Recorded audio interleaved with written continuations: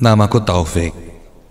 Saat ini aku sedang menempuh pendidikan di salah satu universitas yang ada di Bandung. Kejadian ini terjadi saat aku masih menjadi mahasiswa baru, di mana di universitasku mahasiswa baru diwajibkan untuk tinggal di asrama, termasuk aku.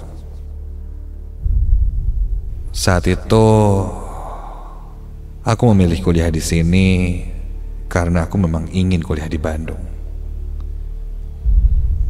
Aku adalah anak rantau, dan ini baru pertama kalinya aku tinggal di Bandung.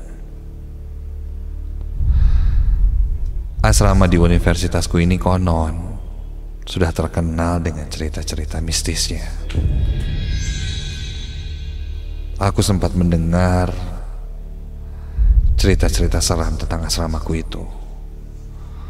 Mulai dari suara menggeret-geret kursi di lorong yang padahal tidak ada siapa-siapa,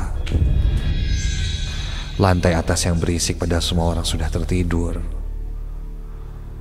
bunyi seperti ada yang memalu sesuatu padahal tidak ada siapa-siapa.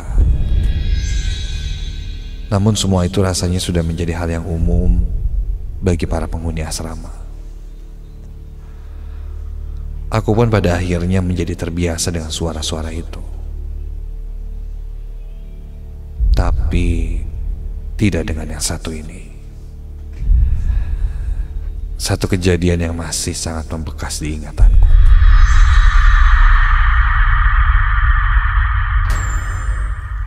Kala itu aku menempati salah satu kamar di lantai 4 gedung asrama pria.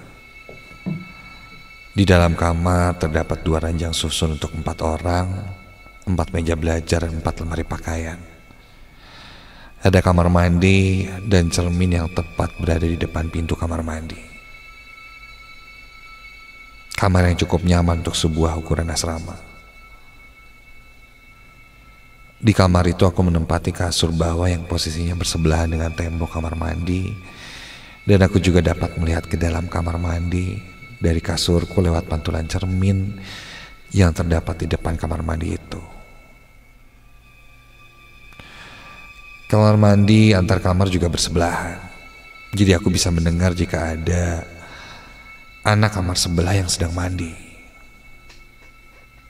Kira-kira seperti itu. Mungkin kamu sudah bisa membayangkannya. Dan sampailah pada hari itu. Saat itu sekitar jam 2 atau jam 3 pagi.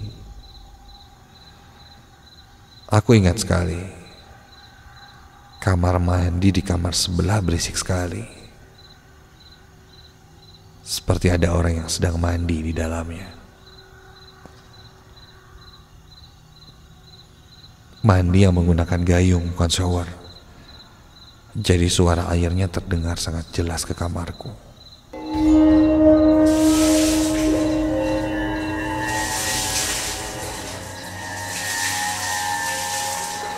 Saat itu kan jam 2 lebih, hampir jam 3 pagi. Aku heran, kenapa ada yang mandi jam segini ya? Begitu pikirku. Aku yang cukup penasaran pun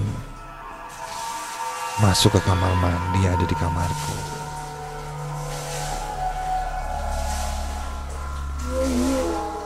Dari sana suara terdengar sangat jelas. Di kamar mandi sebelah ada yang mandi. Aku pun mengetuk tembok kamar mandi dari kamar mandiku itu agar bisa terdengar ke kamar mandi sebelah. Hanya untuk memastikan apakah memang benar ada orang yang mandi di kamar mandi sebelah. Mengingat asrama ini terkenal dengan cerita seramnya. Aku pun mengetuk sekali. Dan terdengar balasan ketukan sebanyak 2 kali ketuk dari kamar mandi sebelah. Aku terdiam, mundur perlahan, dan buru-buru kembali ke kasurku.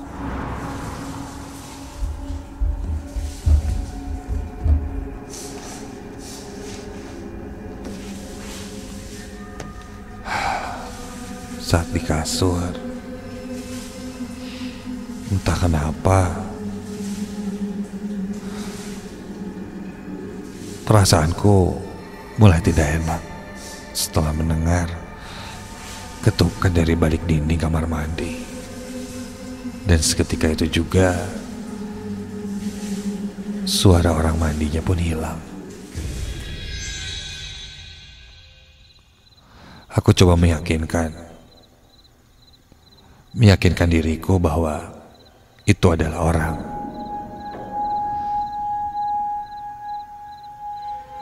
Itu adalah salah satu teman kampusku yang tinggal di kamar sebelah. Aku tidak mau negative thinking. Terlebih saat itu sudah menunjukkan jam 3 pagi. Mungkin saja itu help desk yang sedang menggunakan kamar mandi, karena kata temanku, kamar sebelah itu memang tidak dikunci, dan memang kamar mandinya suka dipakai oleh help desk atau orang yang suka bantu-bantu di asrama ini. Aku pun lanjut tertidur. Hingga keesokan paginya, penasaran aku coba ketuk pintu kamar sebelah.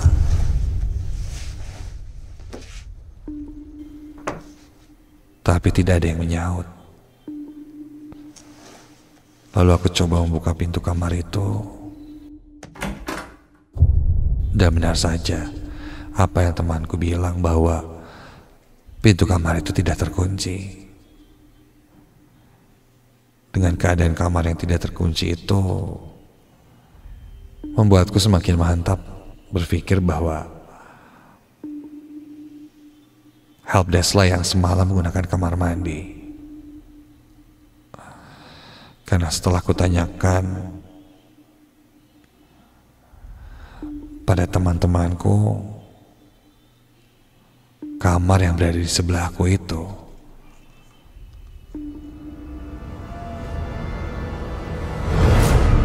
adalah kamar kosong. Karena semua penghuninya merupakan asli orang daerah sini, jadi mereka lebih milih pulang pergi, tidak menginap di asrama. Jadi yang semalam ku dengar itu bukanlah penghuni kamar.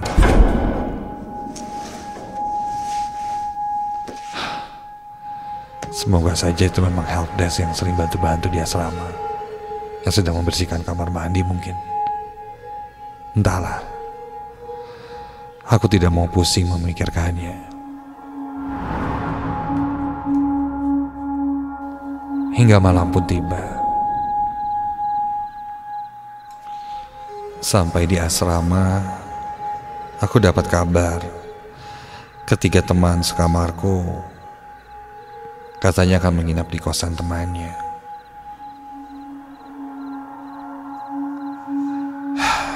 Membuat malam itu aku harus berada sendirian. Sudahlah. Sebelum ke kamar mandi, aku pun merebahkan badanku di atas kasur. Sampai tiba-tiba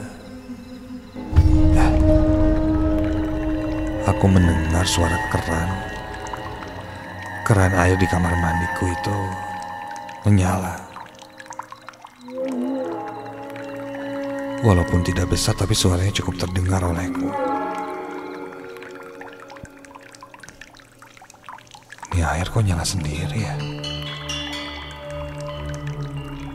Apa emang dari tadi kebuka?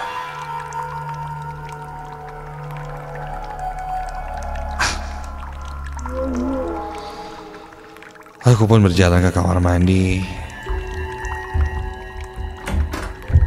Dan ketika aku lihat memang benar, keran kamar mandi itu terbuka. Aku lalu mematikan keran kamar mandi, lalu keluar dari kamar mandi.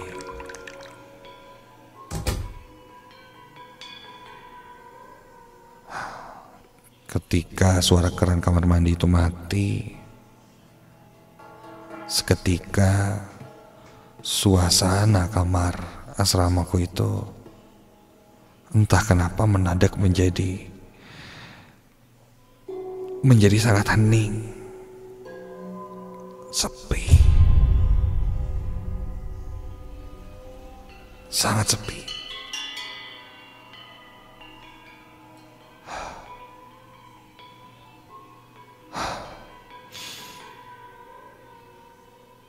Namun sepi yang kurasakan kali ini sangat berbeda.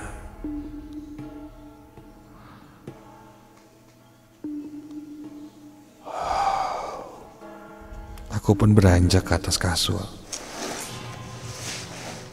Jika kamu masih ingat seperti yang ku bilang di awal, dari kasurku aku dapat melihat kamar mandi lewat pantulan cermin. Baru saja aku merebahkan badanku di tempat tidur. Saat itu aku tidak sengaja melihat ke arah cermin. Terlihat pintu kamar mandiku terbuka sedikit. Dan ketika aku perhatikan lagi,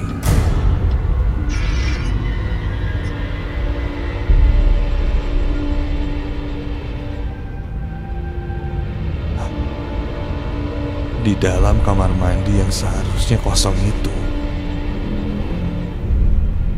aku melihat ada sepasang mata yang menatapku lewat pantulan cermin. Dengan tubuh yang sangat hitam, seperti terbakar. Sosok itu berambut panjang dan itu seperti perempuan. Matanya menatap ke arahku dari balik pantulan cermin.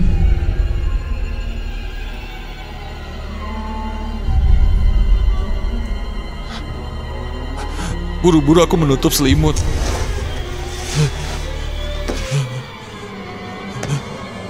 Dan kali ini ku dengar suara pintu kamar mandiku terbuka sendiri. Dan terdengar juga langkah kaki yang berjalan perlahan dan mendekatiku. Diiringi suara perempuan yang sangat menyeramkan.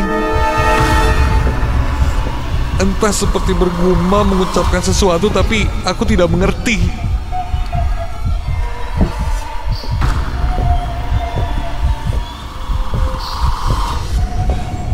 Sampai aku bisa merasakan ada sebuah tangan yang memegang pergelangan kakiku dari balik selimut. Dan tiba-tiba saja selimutku ditarik sangat kencang. Dan ketika ku lihat, sosok itu sudah menghilang. Selimutku sudah terjatuh di lantai. Buru-buru aku langsung keluar dari kamar asramaku itu. Baru saja aku keluar pintu,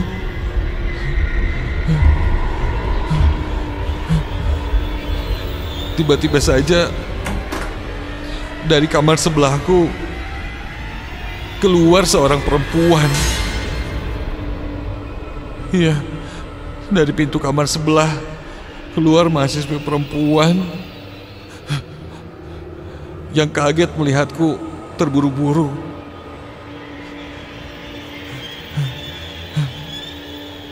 Dia pun sempat seakan menyapaku kenapa. Aku cukup heran. Baru pertama kalinya aku melihat perempuan itu di asrama ini. Spontan aku bertanya, "Kamu siapa?"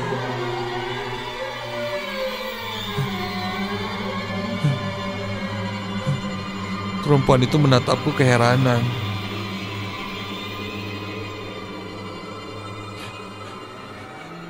Keningnya berkerut seakan kebingungan.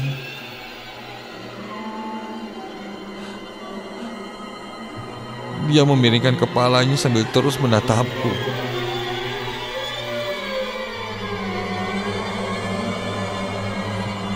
Aku terus memperhatikannya. Dan tiba-tiba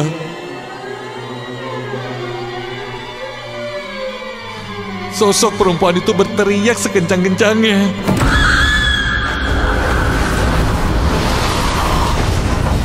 Dan wujudnya berubah menjadi sosok kuntilanak yang sangat menyeramkan. Namun dengan pakaian yang serba hitam. Pakaiannya hitam seperti terbakar. Rambutnya panjang terurai dengan tatapan mata yang sangat menyeramkan. Dia tersenyum lalu tertawa cekikikan. Tanpa banyak berpikir lagi, aku langsung lari keluar dari asrama itu.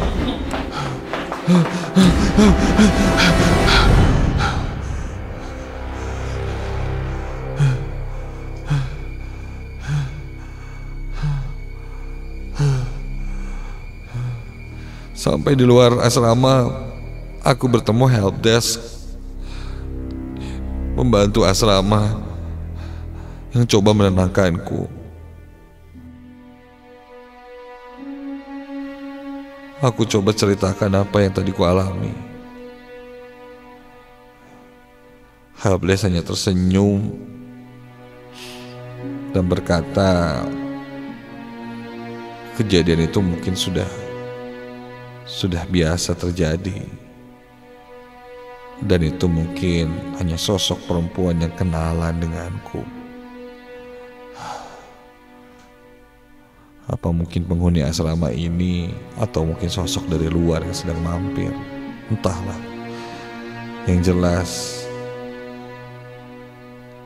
kejadian itu sampai saat ini adalah kejadian yang paling membekas dari masa-masaku tinggal di asrama.